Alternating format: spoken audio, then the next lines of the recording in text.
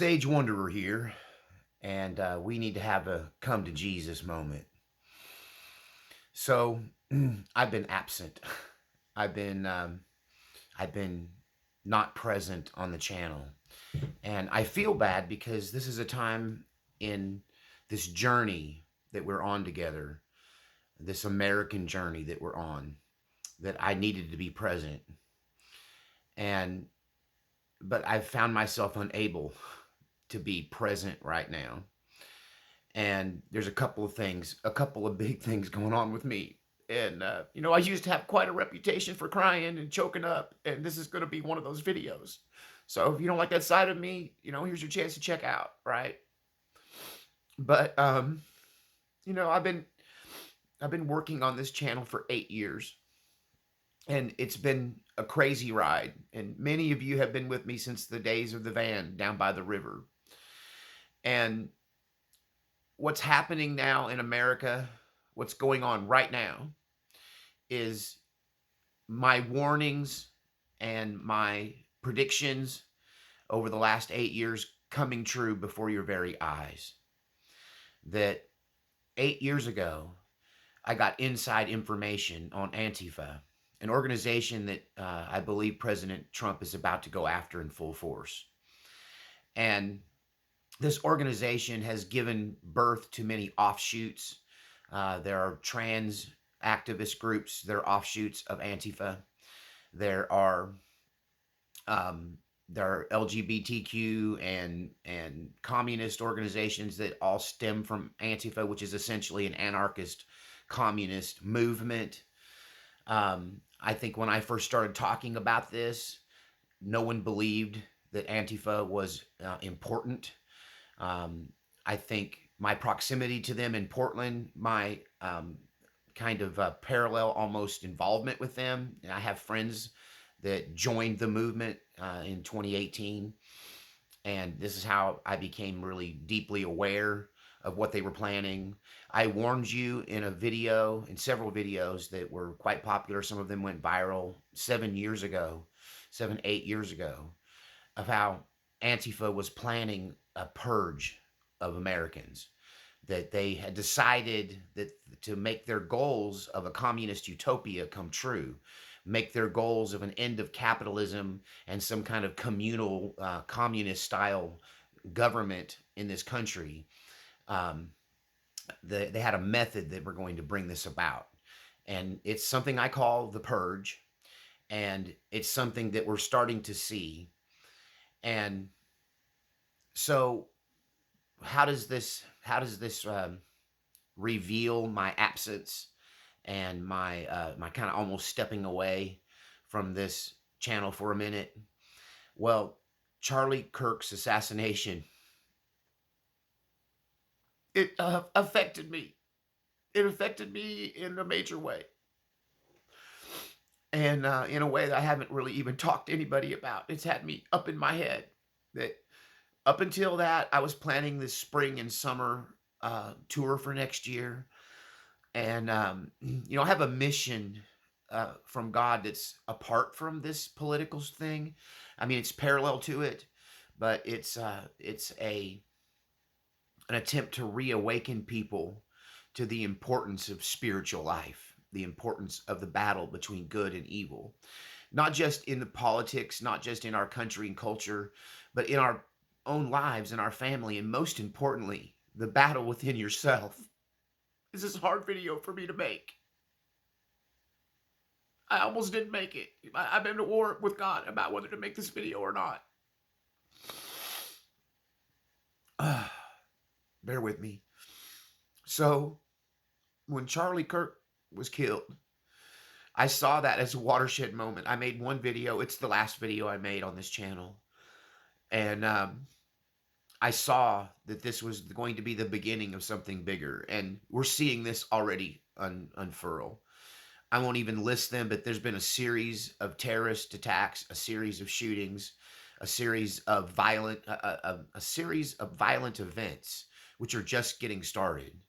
And it's everything I warned you about years ago. And so when Charlie Kirk got brutally, ruthlessly murdered in front of his family. Lord help us. This is where we're at in this country. And it set me for a loop, right? It made me wonder whether I even wanted to do this anymore, right? That this has gone from a theoretical battle of minds to a physical war. And it's just going to get worse because they're not going to stop. And our side, whatever that means, I don't know how many sides there's going to end up being in this thing. It's going to be more chaotic. It's not going to be one side versus the other. I have more to say on this subject, right? Just not for this video. But this is where I have to get real with you and tell you about something that happened to me, because it plays right into this. So, coming into this time, this year, I guess at the time when little man and his family left my life, that I got to the point where I was tired of being, I'm just going to put it this way, I was tired of being in poverty, right? I've been in poverty for a long time. And you know what? It's a choice. I don't chase money. I don't value money over people. I serve God and he takes care of me. I've been saying that for the last 8 years on this channel, and for my entire life, he's proven to me how he takes care of me. And I don't ask for much because I don't want much. But I got to the point where I was hitting burnout. I have not had a real vacation. This is not a working vacation or some workaround vacation. I can't even remember when. I can't even put a number on it. When I hit the 7-year point here in this channel, I started to run into some serious burnout.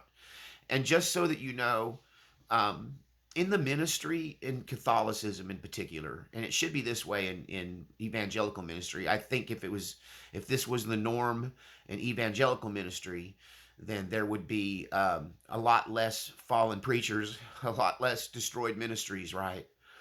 But traditionally, for 2,000 years of the church, ministers will work for 6 years.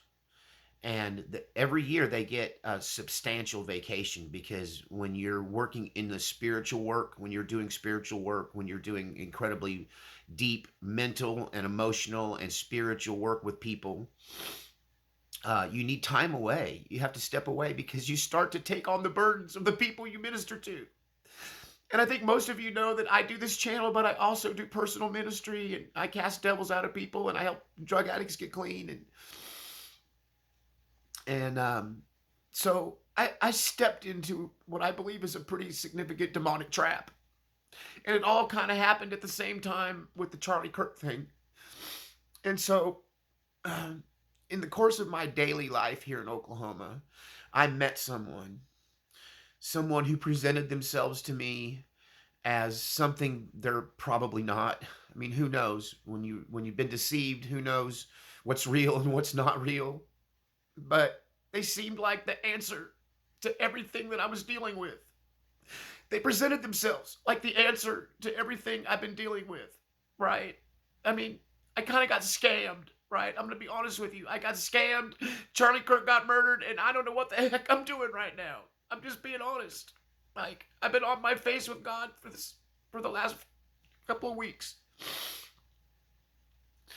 But this person, another ministry person, another person who in the past, that's the thing I didn't realize at first, but in the past, years ago, they did the same kind of ministry that I do.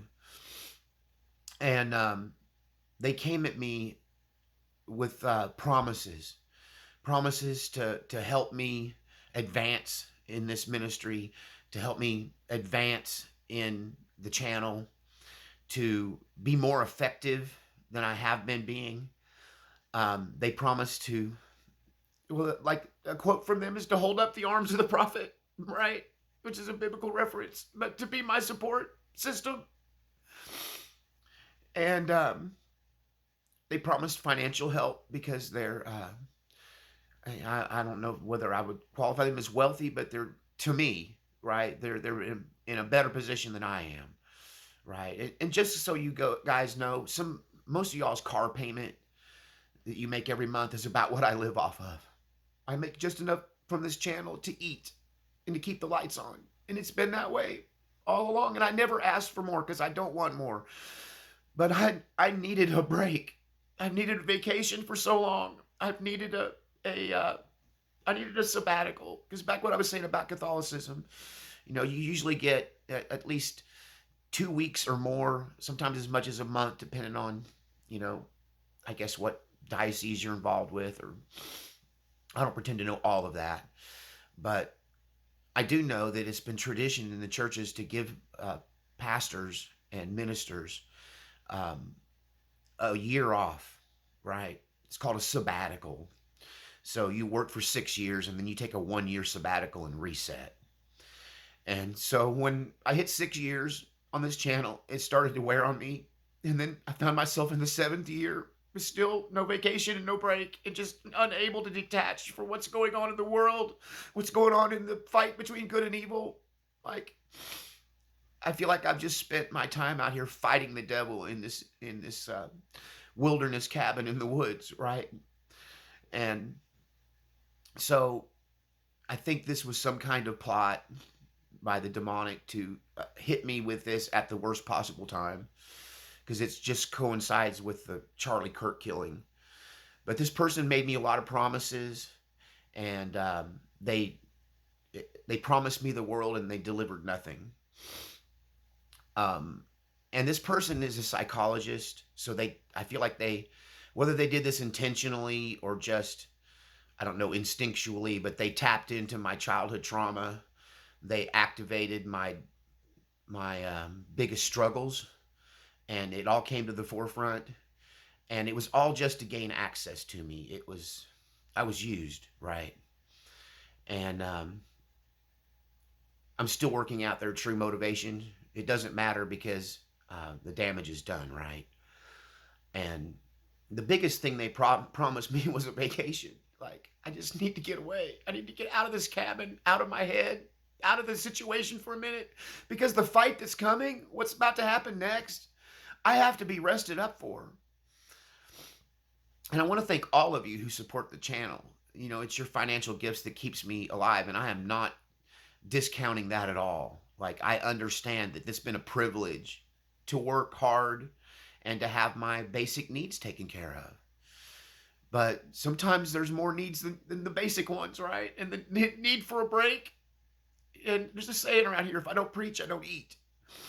And so I needed a break. I especially needed a break after the 2 years of work I put in transforming the lives of Little Man's family. And, it is nice that they recognize, the good things I did for them. Like, there's a sense of gratitude in that. And I got no problems with those folks. I'm glad I could be there. I changed their lives. And that's what I do. I'm in the practice of changing lives. I set out to do this years ago. It's like a compulsion. I can't stand to see somebody hurting or in need, or if I have, silver and gold have I not, but what I have give I thee. And so this person came into my life and I gave them everything, and it drained me dry, and I was already drained, right? I needed someone to feed into me. I needed someone to give to me. And this person came at me with those promises they had no intention of keeping. And the whole thing has left me empty. And at the same time, Charlie Kirk gets murdered and everything blows up. Like, this is it. This is it. You guys understand that everything I've been talking about for the last 8 years is about to happen in front of your very eyes. That this isn't going away. This was no minor thing that happened. This was nation changing. It changed the narrative. It changed the opinions of millions of people in this country. This woke up. I mean, the Charlie Kirk murder, it changed everything. It was a wake-up call. It brought people awake in a way I never could have. And I've awakened some people. And I'm going to take a victory lap right now and tell you that I awakened Tim Pool to all of this. That I met him 6-7 years ago in Portland. And at the time, his attitude about Antifa was they were just exercising their constitutional rights, and that they were harmless, and that, the right shouldn't get so uptight about it. He doesn't like their tactics, right? But he understands their point of view. He was very pro-communist when I met him. And I explained to him that the problem with communism was that it was the only concept politically that cannot be allowed in our nation. Because to make communism work, the goal has to be to destroy the Constitution, to tear down the government of the United States, and to break down our society. I reminded him of something that he kind of already knew, I'm sure, but had not really tied the two things together. That to make communism work in the United States, you're going to have to kill millions of people, because millions of us are not going to lay down our flag. We're not going to walk away from our dead ancestors who fought for this country and gave their lives for our freedom to let some punks, some communist punks, tear down our country and replace it with some pipe dream of communist utopia, especially. Well, we're just not going to put up with it, so that leaves them with one choice: give up their dreams, their communist dreams, or kill us all. And when I explained that to Tim Pool, I saw an immediate and sudden change in him. Now, I can't take full credit. Lots of people were working on him. God sent lots of people to realign Tim Pool, and Tim Pool switched sides, and in doing so, he became a multimillionaire and one of the most influential people in the world. When I met him, he was a fringe YouTuber, not much different than myself. Well, he has a lot more press experience. Like, he's a genuine journalist who came to this from that direction. I came from the ministry direction. He came from the journalist direction. But I was one of the people that realigned him. And he's one of the voices now that has been blowing the Civil War whistle. But you all that watch the channel know I was blowing that whistle long before he came along. And, I'm not saying he caught it from me, but to some degree he did, right? It was a group effort. A lot of us were working on him. He's been an asset to our side in a major way. And, God bless you, Tim Pool. I hope someday you become the believer. I'd love to sit down with you, because I think an hour with you, Tim, and I'd have you get down on your knees accepting Jesus as your Savior, right? Because I have the key. I just need to turn it. I just don't have the access. And maybe this video will get to him. I don't know. I don't even know if he remembers that day in Portland. But I do remember that where Lewinkowski from We Are Change was there listening as well. And he's switched sides. It just took a long time for him. He thought I was crazy, but I saw Tim's light bulb moment. So we're in this pitch battle. I know that I've got more to say and more to do, not just on this channel, but in real life. And I feel like that God's got a plan, right? But I fell prey to this person because I needed help. I needed some financial backing. I needed some support, like emotional support. I needed another competent, together human being to help me.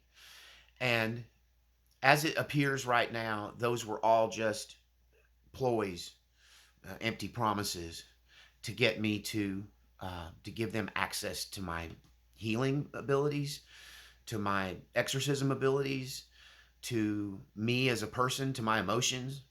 And, I ended up giving what was left of what I had to that situation. And it left me empty. And then Tony Kirk gets murdered and everything changes. So I was going to try to keep going as before, like just try. But, this channel has been based and started on me being really super transparent with y'all. Like, I share my burdens. I saw that as one of my flaws, the flaws of my father, who was a pastor, is that he had all these personal struggles and health problems and emotional issues, and he just hid it from everyone, right? Our lives were fake. Everyone thought my dad was one thing. We all knew in the family he was something else. And I hate that duality. And so I had a come to Jesus moment where the Lord's like, you got to talk to your people about this. You can't just walk away, right? You have to give them a chance to pray for you, give them a chance to help you. If there's someone out there that can help me get a dang vacation, that'd be great, right? I'm afraid that even this amount of transparency will cost me financial supporters. And if I lose just one, I'm so close to just taking a job, right? Because I would have took a vacation a long time ago if I had the money. I can make the time. It's the finances I don't have. I literally, honestly, most of the time can't afford to leave the cabin. Like, I haven't been anywhere in so long. And, it's Sage Wanderer. I want to put the Wanderer back in Sage. I want this tour in the spring, even though it terrifies me. It terrifies me that I might be shot off the stage, right? One of my close friends as a young boy, young man, was a person known as Daryl, Dimebag Daryl from Pantera, and his brother Vinnie Paul. And Dimebag was shot off the stage, and now Charlie Kirk was shot off the stage, and I am willing to give my life for this, right? But I won't say there's not fear involved. And I have big plans to move this forward, because here's the thing: not only do I know what's going on in this subculture that is now at the forefront of discussion, these anarchists, these radicals, these armed militias, that, I mean, it's going to come out that this man that did this to Charlie Kirk was part of an organization. They were all in on it together. He's not the lone gunman that they want you to think he is. And there were people even present in that environment that day of this killing that were fully aware of what was going on and aided him, right? So this is a group action. And you're going to see more and more of this. They're deciding to make their move. They're not going to wait for elections. They don't believe in elections. They don't believe in democracy. Even though they call President Trump a threat to democracy, they say that you and I are a threat to democracy. It's all just malarkey, because they themselves hate democracy. They want communism. They want totalitarianism. They want the reins of culture and government. And they're not going to settle for anything less. And it's like a disease. It's a demonic disease that's spreading through the youth of our nation. And it has been. So, I've been at this 8 years. This guy that did this, he was, 14 when I started this channel. Tells you how long I've been at this. This guy was 14. And this culture that I've been blowing the whistle on, this Antifa, this counterculture movement that's so dangerous, they're bloodthirsty. And I've been blowing the whistle on them since this guy was 14. He's a product of the thing that I'm talking about. And he's not alone. There are thousands of them.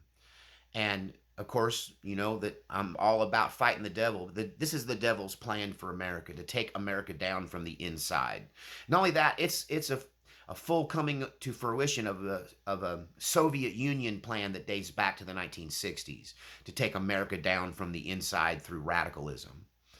And so I guess what I'm trying to get at here is, I feel like I have much more to say on this, much more to give to this struggle, but I need a time of renewal. So if there's not somebody out there that can help me, that can buy me the time that I need to rest, I may take a job. I'm thinking about driving again, potentially truck driving, potentially just I'm at a crossroads. This person intercepted my life at a time when I had nothing left to give, and they took what I had left. I'm being honest with you. I'm transparent. This is who I am. They used their expertise in psychology to access my mind, and they used me. And I need help, or I have to help myself. And I'm trusting God. Right now, I'm trusting God that someone watching this video, or multiple someones, are going to go, this man deserves a break. We're going to need him in what's coming. And I'm literally begging God for a vacation right in front of you. I would love nothing more than to disappear for just a week, where I could just lay down my burdens and turn off the news, right? Turn off the YouTube and just rest. And I feel pretty used up right now. But I know that you need me. I know God's going to come through for me. But when I'm asking God about this, God was like, take this to these people. They've been loving you for a long time. Most of you I've never met, but yet there's some kind of bond between us like family. And I just need somebody to come through for me. I need to be renewed. And I know the majority of you aren't in much better position than I am financially, but you can pray for my renewal. You can pray that God will raise up a champion for me, because I thought that's what had happened. And it was really just the devil accessing my need, giving me false hope, false promises, and a dream of a future that was not going to happen. And I need to be restored from that experience. But more than that, I need to be restored from all the energy I put out for the last 8 years. I'm 2 years overdue for a sabbatical. And, the thing about YouTube is if I take a very long break, it's like starting over from scratch, right? The algorithm will forget me. I won't be in your feed. So I can't take much time off. And just so you know, even when I talk about potentially taking a job so that I can have some more money so I can afford a vacation, so I can afford, I don't know, it'd be nice to have some new clothes. Like, I've lost a lot of weight over the last few months, over the summer. I'm in great shape, just so you guys know. Like, I'm in the best physical shape of my life right now. And I know you can't tell because you just see the face, but yeah, I'm fit. I'm fit. I'm healthier than I've ever been, which is great. Like, I have so much to be thankful for. This channel. Thank you, Lord, for this channel. Thank you, Lord, for these people in my life. Thank you, Lord, for my cabin in the woods, right? Thank you for this calling and this opportunity. Lord, thank you for showing me all this stuff that was going to happen long before it ever happened. And thank you for these people that have been with me through this whole process, Lord. Thank you so much. I'm not ungrateful. I'm just worn out. So, if you can help, even if it's just a prayer, if you're a financial supporter of the channel, please don't stop. And if I do have to take some kind of job, this is why I'm looking at driving, because I could, go on a long haul hot shot trip or something, and have my camera on a tripod on the dash, right, and make videos while I'm driving, and talk to you guys while I'm driving. Um, I don't necessarily want that. I'm not burned out on the idea of what I do. I just need to be able to afford a few more things, some clothes, tires for my car again. It's like I'm always wearing, and my car's going to wear out, right? This dirt road I live on is tearing it up. There's just some things that I need that I haven't been getting, and I hope that God will make a way for that, and I have to be prepared to do what I have to do if it means work harder, work another job to get these things taken care of. Confession, I'm 9 months behind on my property taxes. They've already put a lien on my property. It's not a lot. It's like $800, but when you're living on $1,100 a month, I mean, I'm laying it out there for you. I live on probably less than some of y'all's car payments. It it's and I'm lucky to get that, right? I struggle. You can't afford anything except the absolute essentials. And this isn't even me begging you for money. It's an explanation of what's going on with me, where I've been, what my issue is, and how something has to give because I've given so much. I'm empty and I need to be renewed. Like, I need a sabbatical. I need a break. And it's caused me to just become dysfunctional on the channel. Like, I've lost a lot of my creativity because, and even, this is so hard to talk about what's going on right now because I've already talked about it. I predicted everything. And even though I didn't know Charlie Kirk, I never got to meet him. What happened to him is a warning for everyone like me. Either you're in for all of it, or you better circle the wagons because they're coming for all of us. They've been trying to get at Tim Pool for a long time. I see the devil trying to access Steven Crowder and throw him off the mark. I mean, all of us who have been blowing the whistle about what's going on in our world are all in danger now. I can't afford to hire security, right? And it's caused in me a paralysis and a bit of a meltdown. And I need your prayers and your support. And I'm not quitting. I want to make that perfectly clear. Even if I have to get a day job and split my attentions, I'm going to do whatever I have to do to buy myself some room to breathe. And if you can provide me that room to breathe, I mean, this might be a great outpouring. I don't even know. I just know God told me to come clean, right? I got played by someone. It was a combination of I want to be your partner and a bit of a romance scam. They weren't after my money, they were after my time and my gifts, right? And so I'm in recovery on that. Um, this person that did this to me once was true blue believer, and I think that life and tragedy has caused them to lose their way, and they were able to play the perfect role, right? They were acting, and I bought the performance until I didn't. The Holy Spirit was there with me the whole time, though. Like I knew on some instinctual level I couldn't trust this person's word to be good. That I took on a I'll believe it when I see it kind of mentality, but it didn't keep me from investing in this person when I was not getting the same investment in return from them. And their departure from my life at about the same time as the Charlie Kirk murder, it's just all came at once, right? You know, I'm not perfect. I'm like you and you're like me.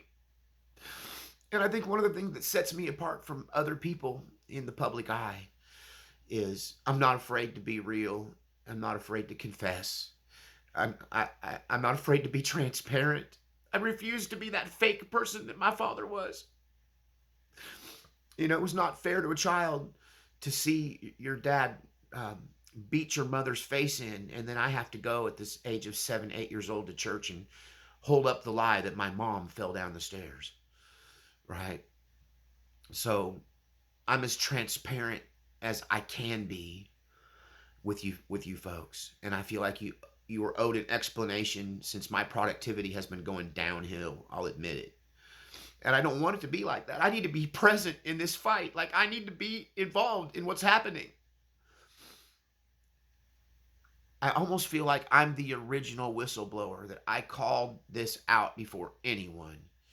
I was at ground zero in Portland in my van down by the river when I started this channel 8 years ago. And now the whole world is talking about what I warned you about. If you want to help me out, you want to help me with some vacation money. Right now, honestly, because I'm not producing, my income has dropped even lower than that, and I need help with food and utilities this month. So if you can help me financially, there's links in the description below. But I covet most your prayers, your support, and your kind words, because my biggest shortcoming is that I isolate myself. And when I do that, I find myself face to face against a mountain of demons with no one watching my back. So pray for me, all right? Help me if you can, because I have more to say on this. There's another level that God has showed me. Like, there is more whistleblowing to come. Like, I didn't just guess it up until now. I know what's going to happen, and I see, for the most part, how it's going to play out. And if we don't find a spiritual solution, if we don't have that revival I've been predicting, which may or may not be happening right now because of this, it's definitely awakened people. But if we don't change the hearts and minds of the majority of asleep at the wheel Americans to see the fight that we're in, they won't see it until there's blood in the street. They won't see it until society breaks down and our government fails and everything comes to pieces, which is the goal of these people, to tear it down from the inside out. Thank you for your time. Please forgive me if I don't even know what. Forgive me. Lord, forgive me. My folks, forgive me for not being as strong as I'd like to be. But I think there's strength in revealing your weakness and being real with the people in your life and the people that have been involved in this struggle. Many of you have been with me for 8 years. God bless every one of you, and I pray for you guys daily, if not by name collectively, for everyone who supports me even if it's with a thumbs up or a subscription. Keep watching the videos. I'm going to keep producing. I just really need a break. I don't know how long. I don't know. It depends on what happens next for me personally. But I'm not quitting. Know that. I'm in this fight. I just I need a little shore leave, right? I need some R&R. Some beach somewhere. All right. God bless y'all.